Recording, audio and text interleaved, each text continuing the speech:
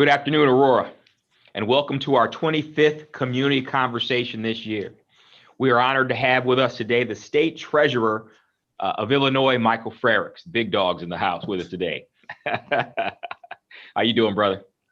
Mr. Mayor, I'm doing great. I can't complain. I've got a job that I love. My family is healthy, and a lot of people out there have it a lot worse. Absolutely, absolutely. You know what? This year marks the 30th anniversary of the Americans with Disabilities Act, the civil rights legislation that ushered in a new era of equity and inclusion for people with disabilities across all parts of community life, including employment. Last year, the city of Aurora launched our own Aurora Advisory Commission on Disabilities to serve as an advisory council to our administration and to make sure people with disabilities are at the top of our conversation and all the plans we have when we move forward. Today, we're here, of course, with my brother, State Treasurer, through the Aurora Advisory Council on Disabilities at their first public conversation on a topic as they pertain to persons with disabilities. A week ago during the city council meeting, I issued a proclamation for both October as National Down Syndrome Awareness Month and as National Disabilities Employment Month. Through the State Treasurer's Office, people with disabilities and their families have a dynamic program through the Illinois ABLE program, that's ABLE, to build financial independence without losing access to important benefits. But before we learn about the Illinois ABLE program, let's welcome my good friend, the Illinois State Treasurer, Michael Frerichs. And please, brother, tell us a little bit about yourself, man. Well, Mr. Mayor, my name is Mike Frerichs. I'm the Illinois State Treasurer. A lot of people ask what that means. I tell them I'm the Chief Investment Officer for the state of Illinois. There you go. To which they'll then say, yeah, but you work for a state that has no money. What do you do all day long? I'll tell you, we have a portfolio of about $35 billion. We manage about $14 to $15 billion in state funds, and that's money spread out a variety of different funds. We help municipalities save and invest their money and get a good return, about another $6 billion. And then we help families save to give their kids a brighter future. Through our Bright Start and Bright Directions college savings plans, we oversee about $13.5 billion. But me, I grew up in a small farming community in East Central Illinois, outside of Champaign-Urbana.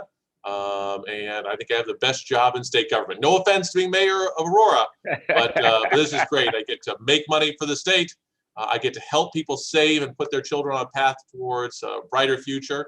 And through our unclaimed property division, which we've worked with you on to return money to your citizens, I get to play Santa Claus 365 days a year, giving away money. It's a great job. My man, my brother. How long you been treasurer, man? I'm in my 6th year right now. I was first elected in 2014, sworn in January of 15. Had a great ceremony where my daughter held the Bible up for me, and that's what I was looking at in your picture over your shoulder there. It's a special time, a culmination of a lot of work, but then a lot of responsibility is given to you. Absolutely, brother. Absolutely. Let me ask you a question, man. What does ABLE mean, the acronym? Thank you. I'm always happy to talk about programs the Treasurer's Office has built to help Illinoisans invest in themselves and to build their own vision of the American dream. So Illinois ABLE is one of the programs which we are especially proud because we built it for individuals with disabilities and their families, a community that has long been sidelined from pursuing their American dream. So Illinois ABLE, spelled A-B-L-E, stands for the Illinois Achieving a Better Life Experience Program. It's the result of the passage of the Stephen Beck Jr. Achieving a Better Life Experience Act of 2014. So Illinois ABLE accounts are savings and investment accounts that people with disabilities can own to save their own money. The Illinois ABLE account owners can use the funds in their accounts to pay for the expenses that come with living with a disability, and there are many. Things such as therapy, buying an accessible car, training, education, and even daily living expenses. So earnings on and withdrawals from an Illinois ABLE account are tax-free as long as they are used to pay for disability-related expenses. So let me ask you a question, brother. So let's say, I'm a father. I have a child that has special needs and falls under the qualifications of ABLE. So I set up an account similar to a college fund, would you say?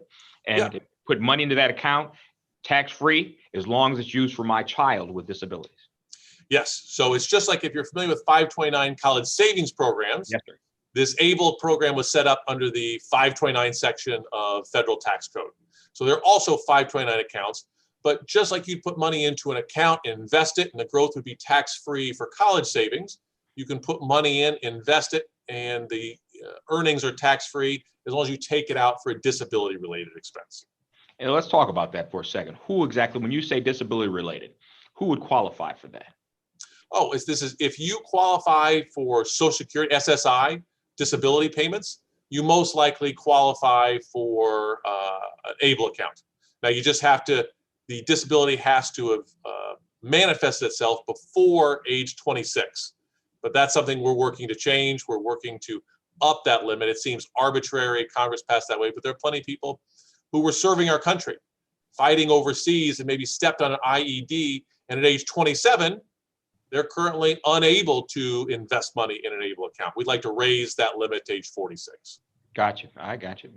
Now, let me ask you a question, brother. Why was it so important for your office to establish the ABLE fund? We have a limited amount of time here. I could tell you any number of stories, but one of the stories I like to tell is a mother who had a daughter with Down syndrome, didn't have great expectations for what she might accomplish in life, but she was able to get a job. She worked at a law firm, and it was her job to come in and sort the mail in the morning and deliver the mail throughout the law firm. And she would do this with a smile. She was so excited. People in a law firm loved her so much, they called her mother and said, "Congratulations, we're going to give your daughter a raise." And how do you suppose she reacted to that? Tell me. Her response was, "Don't do that. Please don't give my daughter a raise." What parent would tell their child's employer, "Don't give my daughter a raise"? It's because her daughter was also accessing federal benefits. And under federal law, before ABLE came into effect, if that young woman had more than $2,000 in assets, if she had $2,001 sitting in a checking account, she would lose her benefits. So she had explained to them, the little extra money you give her is nice, but if it causes her to lose her benefits, she'll have a net result of less money. This is a horrible situation. I talked to a father who had to tell his dad, "Dad, stop giving cash to your grandson at the holidays." What kind of parent does that? Is it because you're putting his benefits at risk? So before the Illinois ABLE program came along, people with disabilities were trapped in a life of chronic financial instability, but not anymore. That's the good news. With an Illinois ABLE account, the stress and worry that families and loved ones with disabilities face can be greatly reduced. That's great news, brother. So let's be clear. So if a person with disabilities is getting SSI or SSDI or receiving Medicaid benefits, that won't be affected at all by creating this ABLE account. Yeah, you can save up to $100,000 in an ABLE account without losing those benefits. Wow. Now, if you have over $100,000, you can lose them, but people get some flexibility to manage and to leave something behind. I've talked to parents who said, "I had to write my child out of my will because my estate planner told me, the $50,000 you're going to leave to them, they're going to lose their benefits. They're going to spend that down in a hurry and then have to reapply." So the good news is if you have an ABLE account, if by chance the value in the account goes over $100,000, you lose those benefits. But once it goes back under $100,000, you're eligible for them again. Just gives a lot more ability to plan for the future and a lot more flexibility. When I was a little boy, I used in junior high school, we used to have to catch a city bus. The school district that I was in Aurora didn't have its own city buses, and I'd ride the city bus to junior high every single day. And there were a group of young people with disabilities, clear disabilities, that would be taking the bus to their job, and they worked at Mercy Hospital. Doing different things that, they were capable of doing. And I remember riding that bus and being so proud of those young men and women. I was even younger than them, but I was proud of them because I saw that even with their challenges, they wanted to get up and be productive members of society, and they were so excited and proud. So does the ABLE fund, does that affect them being able to work and provide for them? This is one of the great things that we all say we value work, that there's value in having a job. But we basically discouraged a lot of people from doing that in the past because they couldn't acquire. If their paycheck were too big, they'd lose their benefits. So not only can you save money here, but there are limits to how much you can save per year. But those limits are higher for those who have found a job. So it's called the Able to Work Amendment, which increased the threshold so people can go out and get a job. And that's what we really want. We want people to be self-sufficient. We want them to have pride in themselves and in their work. And this is helping a lot more people, or should help a lot more people go out and seek employment. Absolutely, brother. Now, for those folks that are lucky enough to decide that they want to go to college, can they have that you said this was under the 529 plan? Can they also, if they choose to, go to college and have a college plan as well as an ABLE plan? They can. Now, unfortunately, some people with severe disabilities are not going to be able to go to college. Right. But everyone with a disability, it shouldn't be written off. They have abilities as well. And so you can set up two different accounts. You can roll over money from one account to the other. So in terms of can they be enrolled in an ABLE account? Yes, they can. I should mention the maximum total dollar amount that can be contributed to an ABLE account in a calendar year is $15,000. But if an ABLE account owner works, more can be contributed to that account. Gotcha. And in terms of those 529 college funds, you can roll over funds from a 529 college savings account. So in some cases, people start a savings account when their child is young, and then they realize their disability might limit their ability to go to college, and so they can roll them over into an ABLE account. It's a simple process, can be initiated on our website. Wow, that's great. So just to be clear, let's say a parent, even starts at a mother, family, is pregnant, and starts saving money right there for their child. Mm-hmm. And maybe your child is born and you don't recognize that the child may have a disability till maybe 4 or 5, maybe even later. So that money they had been saving in that 529 college account, they can at that point roll it over to the ABLE account. Correct. So yeah, there are plenty of people we know who were on a path towards college, and maybe they got an awful accident, maybe there's some sort of brain damage. They're going to need some support down the road, and we were allowed to take that money if they're not able to go to college to apply to their ABLE account without having to pay any tax penalties. And for those folks, just to be clear, for those people that, although have a disability, still want to and are capable of going to college, they can have that parents can say, all right, I'm going to keep that original college fund, but I'm going to start a new fund that I can do up to $100,000 in. Wow. $15,000 up to 100 with 15,000 increment a year. Yes. So, I mean, you don't have to put 100,000 in. Hopefully you're investing and you're getting a good return. And so if you find yourself getting close to that $100,000, you can take it out for expenses, and you can use it for so many different expenses. Yeah. Because when you have a severe disability, it impacts you so much. In terms of your housing, you can use it to retrofit a house to accommodate you. And purchasing a car, if you need a special accommodation in a car, you can use it for that. There are some people who have a lot of apps that help them navigate their day on their iPhone. You can use it to buy an iPhone. There's a lot of flexibility out there to make sure your kid can have the money to spend what they need. It just really, I've talked to a lot of parents, and they cry when they realize the flexibility and the legacy they'll be able to leave their child that they weren't able to before. Let me ask you a question. Now this is a parent that starts this account in normal circumstances, but let's say, a child decides that they want to start the account. Can an individual with disability start that account on their own? That they can. And this is meant to help that person with the disability. It should be in their name. The parent can start it, but it is their money. Now, in some cases with severe disabilities, they may need someone to be a custodian of the account, but this is money for them to give them a brighter future, to be able to achieve a better life experience. Too many times parents dreaded passing away because one parent told me, like, I just really hope that I pass away right after my child. And as a father, to think that you want to see your child pass away before you, it's got to be the worst experience imaginable. She said, I've been taking care of my son all of his life. My son needs me, my son looks up to me, and the thought of dying and him going off to some sort of home or not having someone take care of him and what that will cause him is just, I can't bear that. I talked to parents who said, like, I couldn't leave anything behind for them.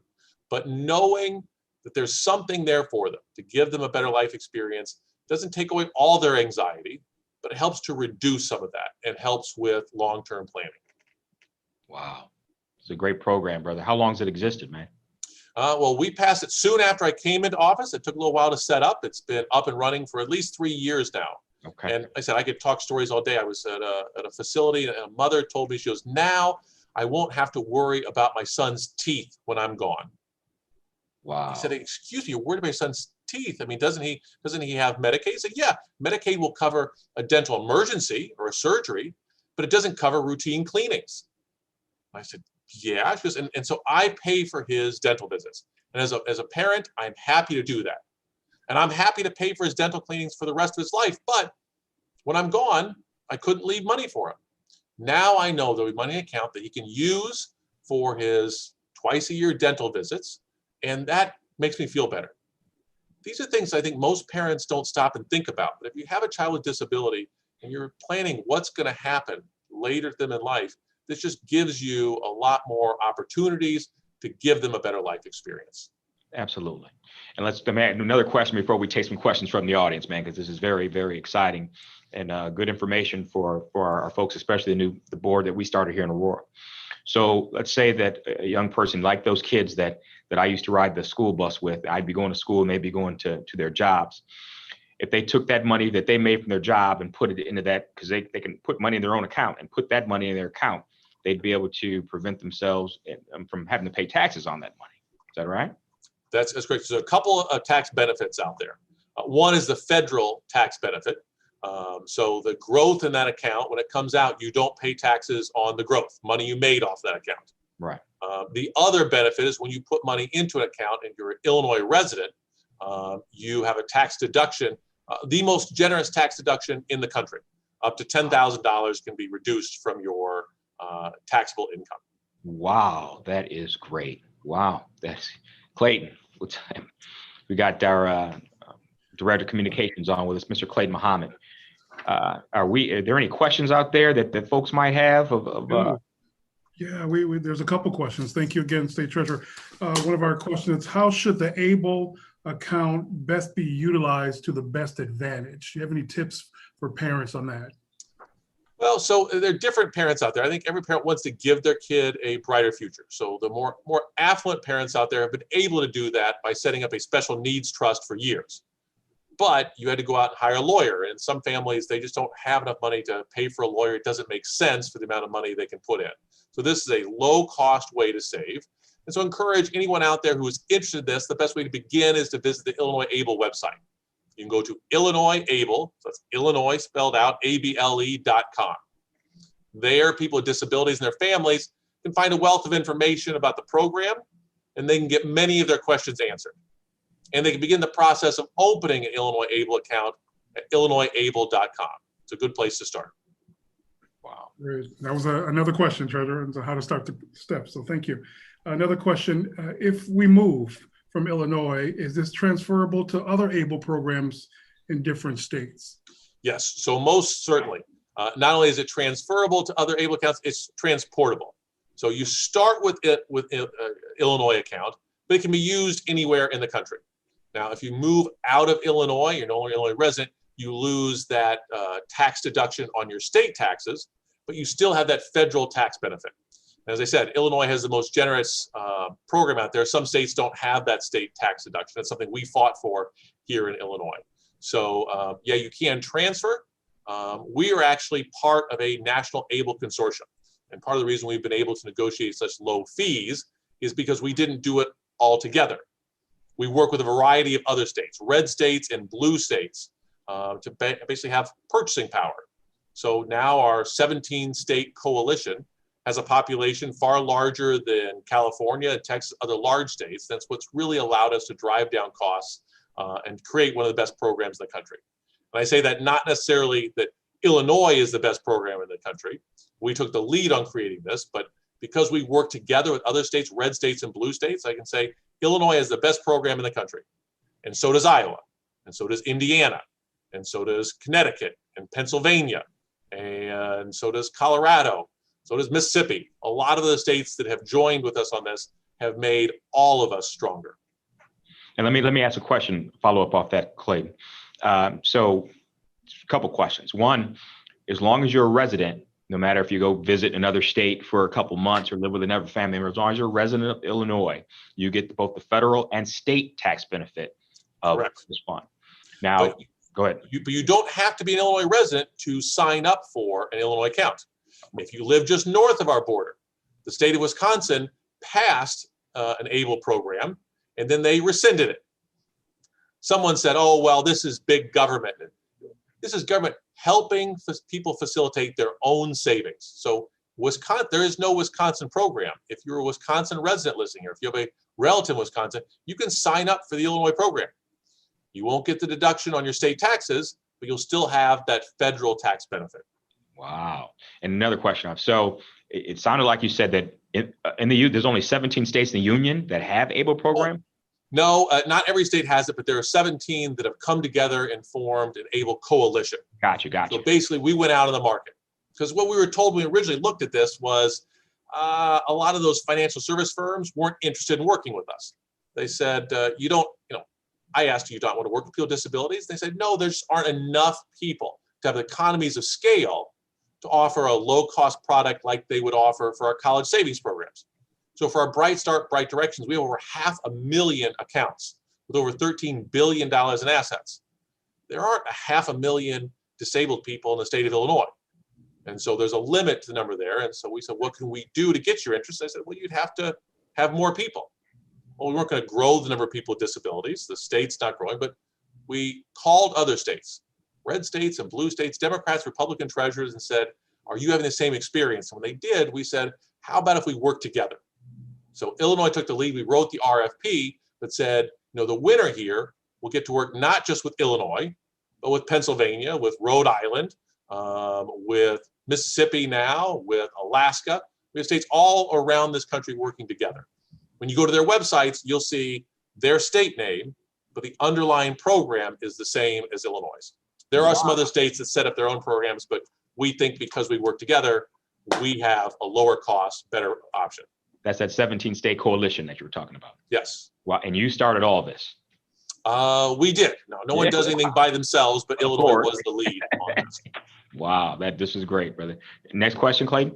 Yes, sir. Mayor Treasurer, we have a mother who's interested in starting an account. She thanks you for the information. Wants to know, are there any preferred banks to use in Illinois? And a double question, can this be applied to credit unions as well, or just banks? Well, so when we go out for an RFP, there's one financial service firm that won the bid. They offered the lowest price, since that's a company called Ascensus. But they have banking relationships with Fifth Third Bank, and so they'll be able to they'll have access to a checking account, and they'll be able to pull money out of ATMs as well. But you can't just go put it into any bank out there. You have to work with our provider. Great. Another question, is there a future payback clause? Okay, so the federal government says that if your child has been receiving benefits over the years from the federal government, the state could come back in and claw back leftover money from these accounts. Now, in the state of Illinois, we've been looking to pass legislation, making it really clear the state's not going to do that. We have the ability to, but we have not done that. And so for those who are worried about putting money into an account, their loved one passing away and having to turn that money over to the state, you can use the money in this account for a lot of different purposes, one of them being burial expenses. And to bury your child is just an awful thought, but it's also an expensive thought. It could cost up to $10,000 to have a nice funeral. You can use that money in that account to pay for burial expenses. So just let me be clear, brother, because I think that might scare a lot of folks when they hear that fallback. So if you have a loved one that you've set up an account for and they're receiving, let's say SSI, and if they were to unfortunately pass, are you saying the federal government at this point could take, if they choose to, a certain money out of that account to repay the taxes really? The federal government allows the state to claw back some of those contributions if they're left over. However, the state hasn't done that. They haven't expressed interest in doing that. We were trying to pass legislation this spring in the General Assembly to make it clear for those parents who might be worried or afraid. Unfortunately, pandemic hit and the General Assembly stopped meeting as frequently as possible, and they just passed necessary legislation. So our plan is, if they can work out some of the details and go back to a more normal schedule for the General Assembly next spring, we're going to push that again. Beautiful. Well, that's good to hear. Good to hear. Go ahead, Clay. That concludes our questions, man. All right. Hey, man, I mean, this was very, very enlightening, very good information, brother. And it's very exciting that there's so many opportunities for folks, that even though they may have a disability, they can still, function is members of society, then they want to, just like those little kids those young people that used to ride the bus with me every day going to school, so excited about just being a functioning member of society, no matter the disability they had. They wanted to participate, and this just gives another opportunity for folks to participate, and that's a good thing. So this is a great way to talk about it. Thank you for letting me talk to some of your constituents about a great program. We have several other good things we do in the Treasurer's Office, and would love to come back sometime and talk to you about those. We'd love to have you back, and man. someday when we've got a vaccine and we're able to, would love to come visit Illinois' second largest city. Come on home, brother. Come on home. My question is, though, I'm always confused when I go to Aurora. What county would I go to? Hey, man, all of them are cool. DuPage, Kane, Kendall, Will. We got 4 of them to choose from. We can hit all 4 of them. Only city in the state that's located in 4 counties. In 4 different counties, brother. We'll hit all of them when you come. Great. All right. Hey, my brother. Thank you very much. State Treasurer Michael Frerichs. Let's give it up for him. And hey, you guys have a good day on Facebook. All right. Thank you. Thanks for talking to you, my